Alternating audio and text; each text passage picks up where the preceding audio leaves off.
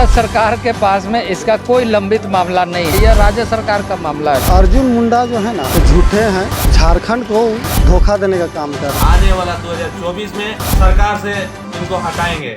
नमस्कार, लाइव लगातार में आपका स्वागत है। मैं हूं नीलय सिंह और आज हम बात करेंगे कुर्मी समाज के आंदोलन की। जी हां, कुर्मी समुदाय जो कि झारखंड में एक बहुत ही महत्वपूर्ण समाज माना जाता है, 16% से भी अधिक कहा जाए तो इनकी जनसंख्या है। अपने आप को आदिवासी घोषित करने की मांग को लेकर इनका आंदोलन पिछले कई सालों से चल रहा है और कई बार ये आंदोलन उग्र भी हो जाता है। पिछले बार की बात करें हम 20 सितंबर की, तो रेल रोको आंदोलन हुआ, जिसे इन्होंने रेल टेका रेल छेका का नाम दिया था। यानी कि रेल रोको और रेल को छेको, ये जो स्थानीय भाषा है, जो कुड़माली भाषा है, उस पर उसका इन्होंने नाम दिया था। और काफ़ी यहाँ पर जो ट्रेन थे वो बाधित हुए और काफ़ी समस्या का सामना करना पड़ गया यात्रियों को। लेकिन वार्ता के बाद ये आंदोलन जो है वो स्थगित हो गया है।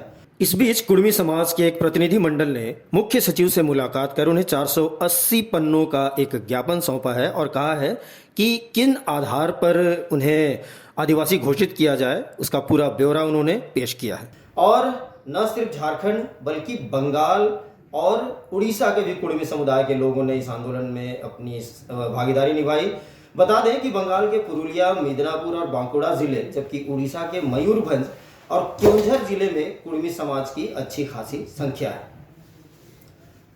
इस मामले में एक नया मोड़ तब आया जब केंद्रीय मंत्री, जो जनजातीय मामलों के केंद्रीय मंत्री हैं, अर्जुन मुंडा, जो कि झारखंड के मुख्यमंत्री भी रह चुके हैं, उन्होंने एक बयान दिया पिछले दिनों, यानी कि 26 सितंबर को जब रोजगार मेले का आयोजन हुआ था। उस वक्त अर्जुन मुंडा यहाँ पर आए थे रांची, और उन्होंने इस बाबत जब कुर्मी समाज को आदिवासी घोषित करने की मांग के बारे में जब सवाल पूछा गया, तो उन्होंने कहा कि ऐसा कोई भी मामला केंद्र सरकार के पास लंबित नहीं है। और उसके बाद इस मामले में एक नया मोड़ आ गया और इसके जो कड़ी प्रतिक्रिया है वो कुर्मी समाज के द्वारा आई।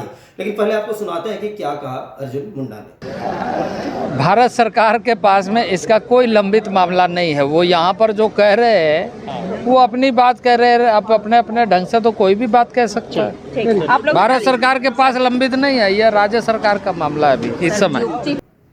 अर्जुन मुंडा के इस बयान के बाद कुर्मी समाज में कड़ी प्रतिक्रिया हुई, तीखी प्रतिक्रिया हुई। और जो समाज जो है वो उन्होंने कहा कि जब 2004 में अर्जुन मुंडा खुद मुख्यमंत्री थे, उन्होंने ही प्रस्ताव भेजा था केंद्र को कि इन्हें एसटी का दर्जा दिया जाए, और अब वो अपनी बात से ही मुकर रहे हैं। हालांकि इस बारे में कहा जाता है कि केंद्र ने इसे बाद में खारिज कर दिया था और ये जो मामला है वो फिर से एक बार ठंडे बस्ते में चला गया। आइए सुनते हैं क्या कहना है कुर्मी नेताओं का और कुर्मी समाज के लोगों का। झारखंड को और धोखा देने का काम कर रहे हैं। ठीक है, उन्होंने 2004 में जो है प्रस्ताव खुद उन्होंने केंद्र सरकार को भेजा था अपने मुख्यमंत्रित्व काल में। उन्होंने जो है गलत तरीके से जो है आदिवासी का फ़ायदा लेकर जो है उन्होंने राजनीतिक करके जो है उन्होंने 3 बार इस राज्य का मुख्यमंत्री बनने का काम किया।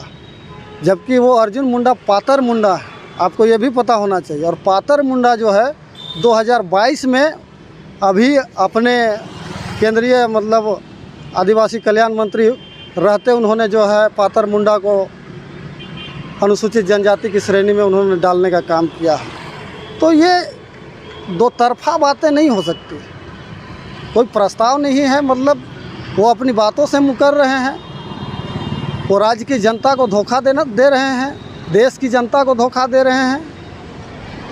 वो एक जिम्मेदार पद पर हैं और इतना घिनौना बात अगर उन्होंने किया है तो इसकी जितनी भी निंदा की जाए कम है। और इसके लिए जो है हम लोग उसकी भर्त्सना करते हैं। आने वाले दिनों में वार्ता तो होने वाली है, लेकिन वार्ता होने वाली है तो सरकार के पास जो है सौंपा गया ज्ञापन। हाँ ठीक है, अर्जुन मुंडा अगर अपनी बातों से मुकरते हैं तो ये राज्य सरकार उस पर गहन चिंतन विचार करके जो है उस प्रस्ताव को आगे बढ़ाएगी।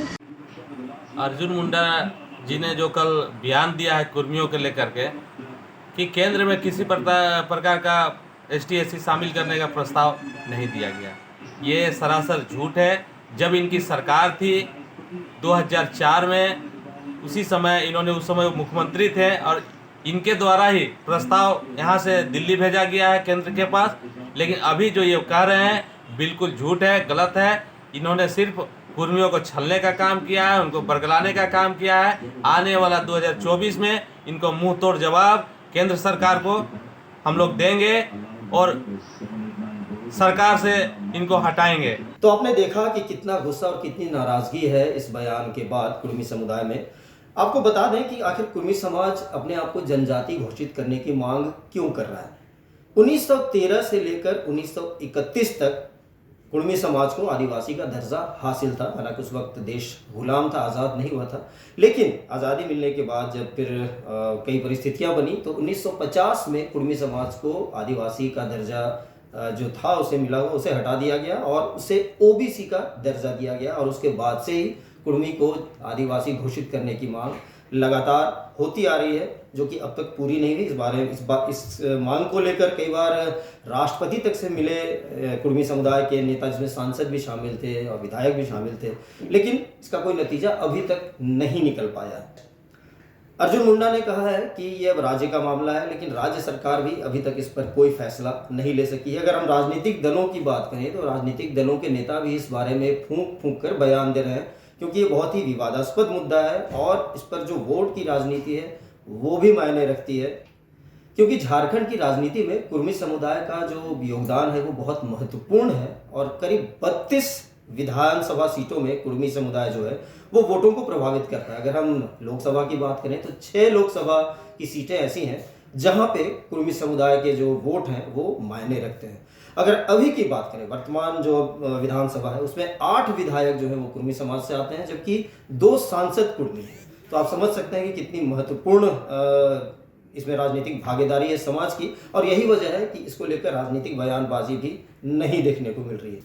बहरहाल इस खबर में इतना ही। इससे जुड़ी तमाम अपडेट हम आपको देते रहेंगे। आपसे अनुरोध है कि अगर आपने हमें सब्सक्राइब नहीं किया तो हमें सब्सक्राइब जरूर कर लें और हमारी खबरों को शेयर करें। नमस्कार।